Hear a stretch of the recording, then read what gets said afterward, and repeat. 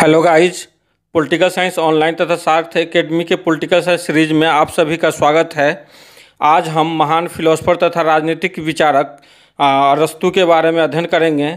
इससे पहले कि हम अरस्तू के बारे में अध्ययन करना शुरू करें, आप लोग से निवेदन है कि कृपया इस वीडियो को ज़रूर लाइक कीजिएगा और यदि आप लोग इस पॉलिटिकल साइंस सीरीज से जुड़ना चाहते हैं तो मेरे चैनल को ज़रूर सब्सक्राइब कीजिएगा।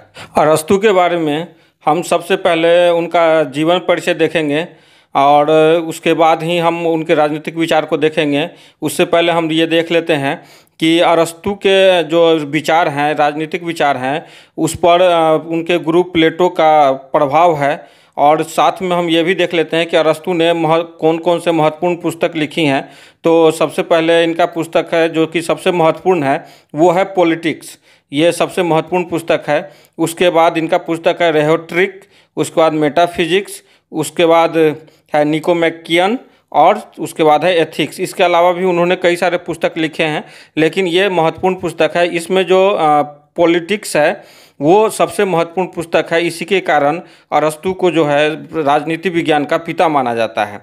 अब इनके जो प्रमुख राजनीतिक विचार है जिसको कि हम इस सीरीज में अध्ययन करेंगे, उसमें है राज्य की उत्पत्ति का सिद्धांत, दास प्रथा का सिद्धांत, संपत्ति का सिद्धांत, न्याय का सिद्धांत, शासन प्रणाली का सिद्धांत, नागरिकता का सिद्धांत, क्रांति का सिद्धांत और आदर्श राज्य का सिद्धांत।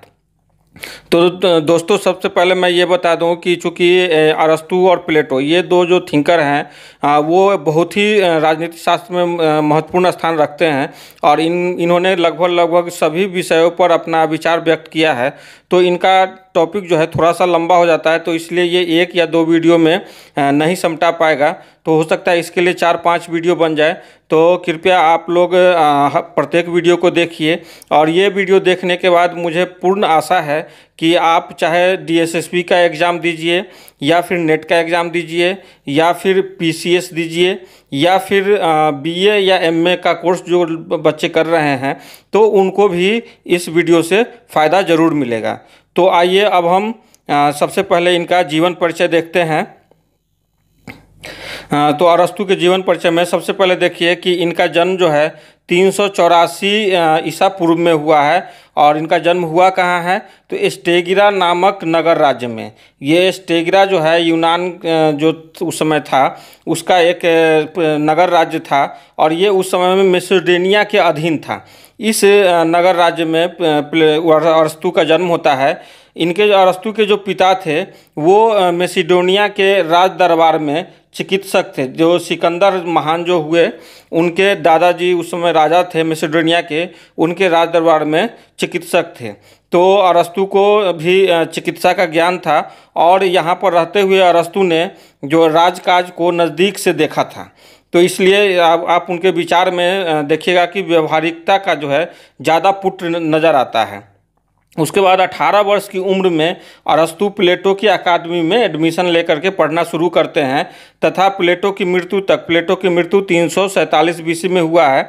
तो प्लेटो की मृत्यु तक यानी कि 20 वर्ष तक अरस्तू जो है प्लेटो के अंदर में अध्ययन किए हैं।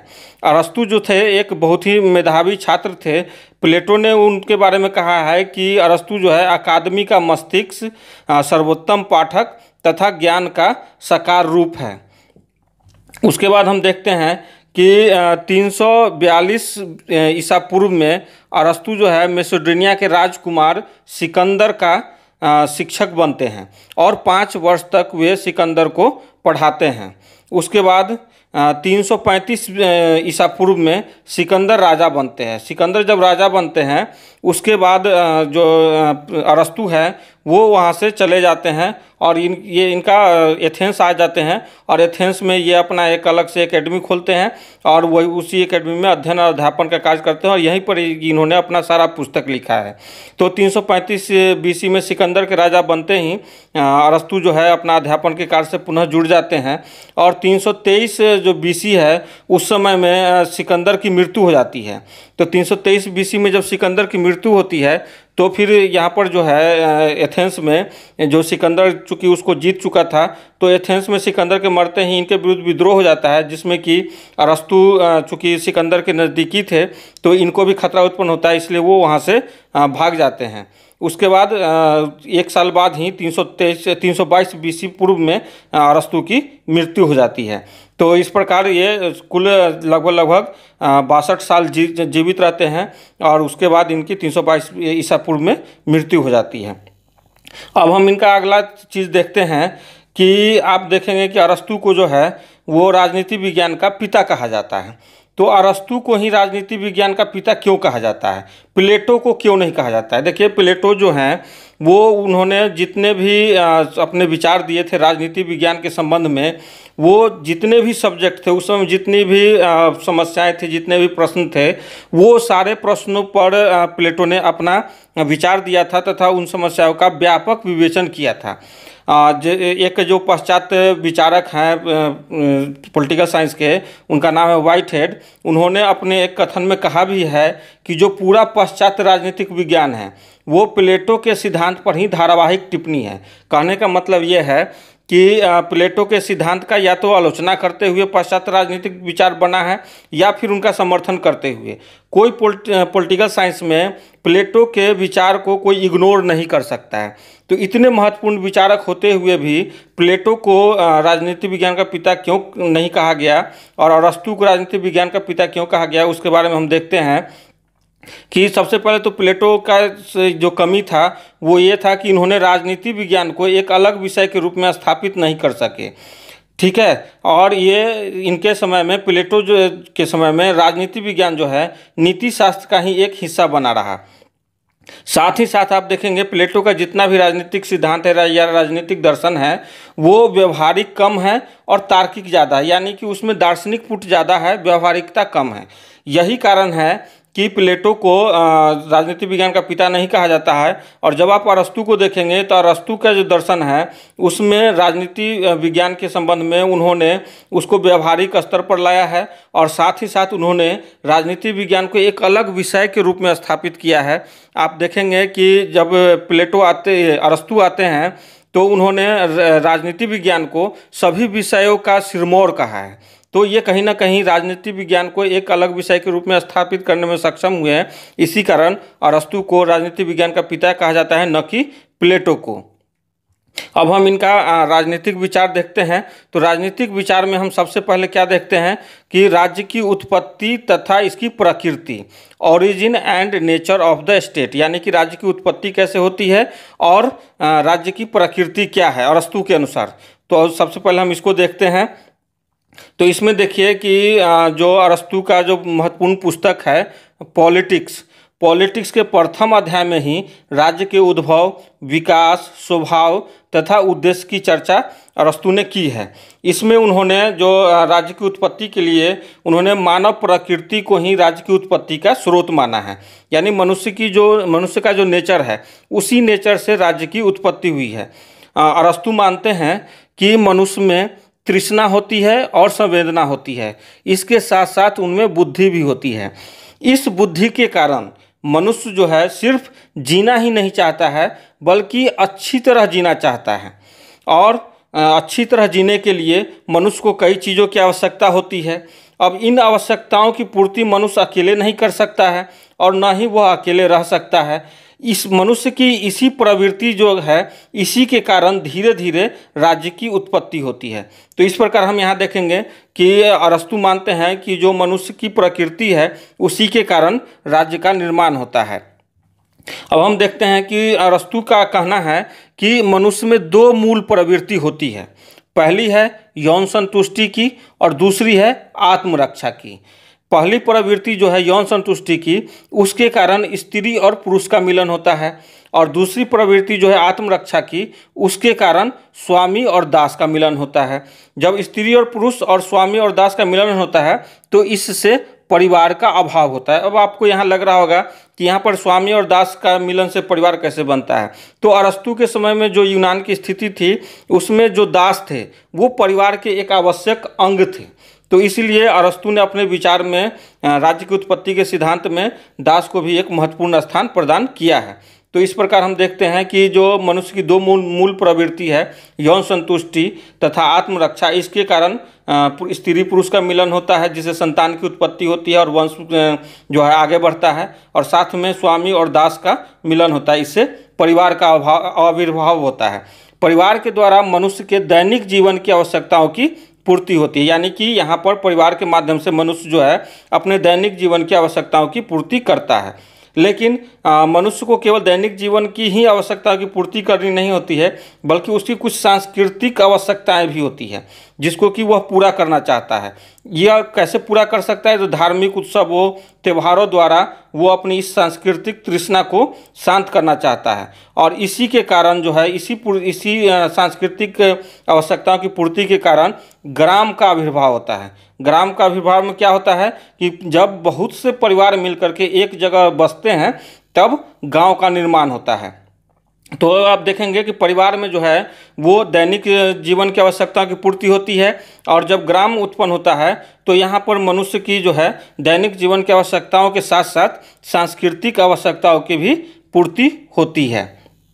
अब आप देखेंगे कि इस तरह से जब गांव का आविर्भाव हो जाता है तो जब अनेक गांव जब बन जाते हैं तो इन्हीं अनेक गांवों से मिलकर के राज्य बनता है। अब अरस्तु का मानना है कि राज्य में मनुष्य जो है वो अपनी पूर्णता को प्राप्त करता है। कैसे करता है? क्योंकि इसी राज्य में मनुष्य को उसकी भौतिक आवश्यकताओं की पूर्ति होती है, सामाजिक आवश्यकताओं यानी कि सामुदायिक आवश्यकताओं की पूर्ति होती है, साथ में नैतिक या आध्यात्मिक आवश्यकताओं की पूर्ति होती है। इस प्रकार राज्य जो है मनुष्य की आवश्यकताओं की पूर्ति हेतु उत्पन्न होता है। यहाँ पर आप देखेंगे कि अरस्तु जो है राज्य की उत्पत्ति के संबंध में जो सामाजिक समझौता का सिद्धांत है, या दैवी उत्पत्ति का सिद्धांत है, या फिर शक्ति सिद्धांत है, इनको वो स्वीकार नहीं करते हैं। वो मानते हैं कि जो राज्य की उत्पत्ति जो है स्वाभाविक रूप से धीरे धीरे होती है। अब हम देख लिए कि राज्य की उत्पत्ति कैसे हो रही है। अब हम देखते हैं कि अरस्तु के राज्य की विशेषताएं क्या है। तो पहली विशेषता जो अरस्तु के राज्य की है कि अरस्तु का राज्य जो है प्राकृतिक है। अब प्राकृतिक कैसे हैं, इसको अरस्तु जो है 3 तर्क के आधार पर सिद्ध करने का प्रयास करते हैं।